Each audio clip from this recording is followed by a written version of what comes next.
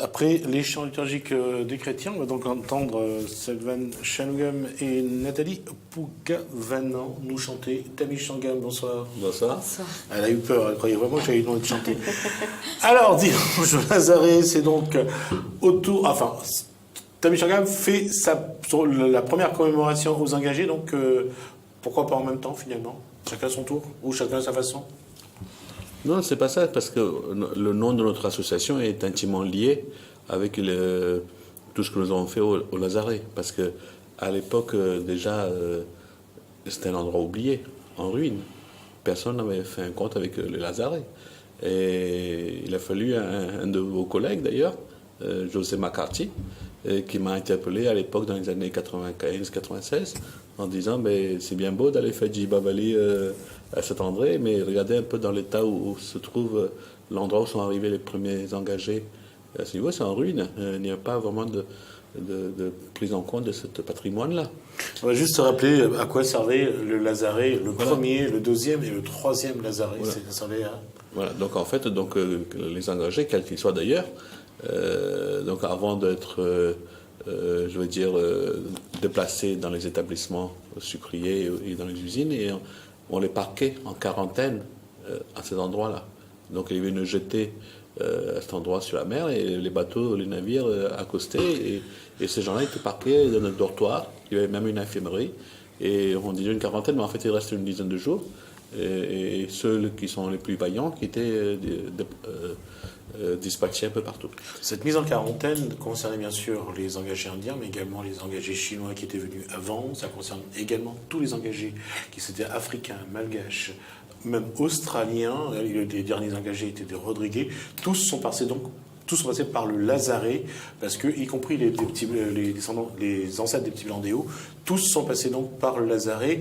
Et chaque année, on cherche à savoir comment commémorer d'une manière ou d'une autre les premiers engagés. À partir de ce moment-là, qu'est-ce qui s'est passé? C'est que nous ne comprenions pas, quand l'association est née, parce que l'association est née dans les années 89-90, que des patrimoines de cette pan de population réunionnaise soient ignorés et oubliés. Parce que, bon, c'est vrai qu'aussi à l'époque, on était un peu plus virulent qu'aujourd'hui. On disait que comment ça se fait qu'on trouvait de l'argent, du budget pour restaurer des belles villas créoles à la rue de Paris, et par contre, quand tous ces pans de patrimoine, on ne faisait pas un compte avec. Et c'était même squatté. Et il y avait des SDF qui a même incendié le toit de cette ancienne infirmerie.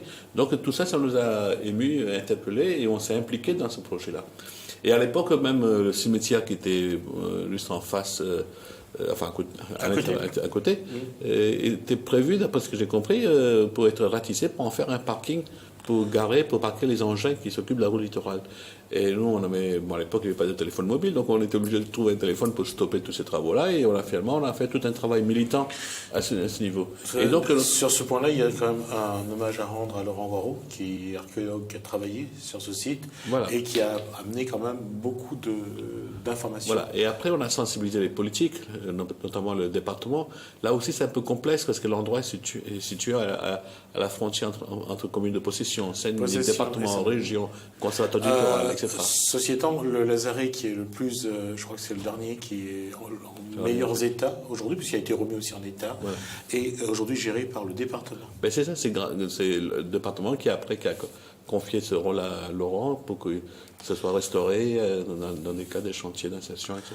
Alors, je vais poser la question à Nathalie, et je voudrais éviter de déformer le nom. Là, aujourd'hui, comment les descendants des engagés, quand je dis descendants des engagés, je parle de tous les Réunionnais qui sont descendants d'engagés, aussi bien les Africains, les Malgaches, les Chinois. S'il y a les Chinois, parce que la première génération était engagée, le deuxième est venu comme commerçant, donc c'est pas la même chose. Et puis tous les autres engagés, y compris les petits Blandéos. Aujourd'hui, comment vraiment avoir une vraie commémoration, parce qu'actuellement, chacun fait un petit peu quelque chose dans son coin. C'est vrai que, en ce qui concerne les autres, je sais que vous avez parlé d'une date tout à l'heure qui est une commémoration, Mais en ce qui concerne la communauté tamoule, nous, on le fait par rapport au culte des ancêtres. Donc, c'est pour ça, pour diversifier. Je sais que la souffrance, voilà. Je vais être relatif parce que je vais recevoir l'autre représentation de la communauté tamoule. Donc, genre, il y a quand même quelques représentants de la communauté tamoule de la Réunion. C'est sûr. Alors, cette partie-là, elle souhaite faire quoi? La vôtre? La vôtre, justement, par le biais de Tamishanga, par rapport à sa première action au départ, dans ce que disait Dr. Shanmugam tout à l'heure.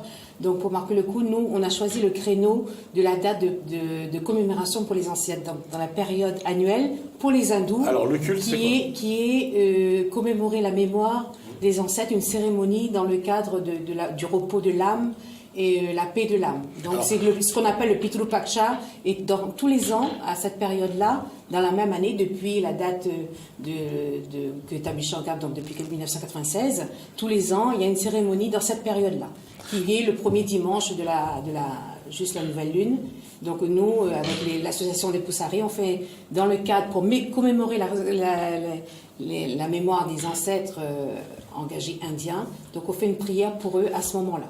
Je vais mettre les pieds dans le plat et vous allez m'excuser. Normalement, une autre partie de la communauté tamoule ou hindoue ou malbar ou ce qu'on veut préfère le 1er novembre pour le Samblani, pour commémorer, justement, pour rendre hommage aux ancêtres, aux morts. Il y a le 11, où il y a la Fédération des associations tamoules de la Réunion qui va rendre hommage aux Lazarés, aux descendants, aux ancêtres, aux engagés. Alors, comment se retrouver? Et la cérémonie que vous allez faire ce dimanche, quel est son contenu et quel est son sens? En fait, à l'époque, quand on a érigé une stèle et quand on a fait cet endroit un monument historique, l'idée c'était que cet endroit soit approprié par tout le monde.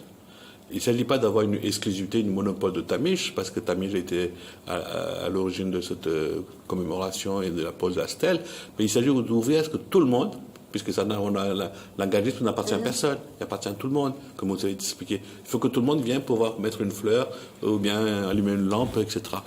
Et après, chacun peut prendre les dates qu'il veut, ça n'a pas besoin de date, on peut y aller. La particularité de Tamish Sangam, c'est de dire aussi qu'au niveau des dates historiques, on voulait prendre une date qui ne soit pas imposée par l'histoire que nous ont imposé les colonisateurs. De prendre une date qui soit de nous-mêmes. Et non pas une date imposée parce que les Anglais ont fait ceci, les Français ont fait ceci, etc. C'est pas ça, parce qu'en fait, l'engagement a continué beaucoup plus après, et que donc c'est pas les puissances coloniales qui vont nous dicter une date. Et à partir de là, on cherchait une date qui soit à nous. Et donc on a une civilisation, une religion, une spiritualité avec un calendrier très très riche. Et dans ce calendrier, il y a des dates qui sont faites pour commémorer, comme disait Nathalie, les ancêtres, les aïeux.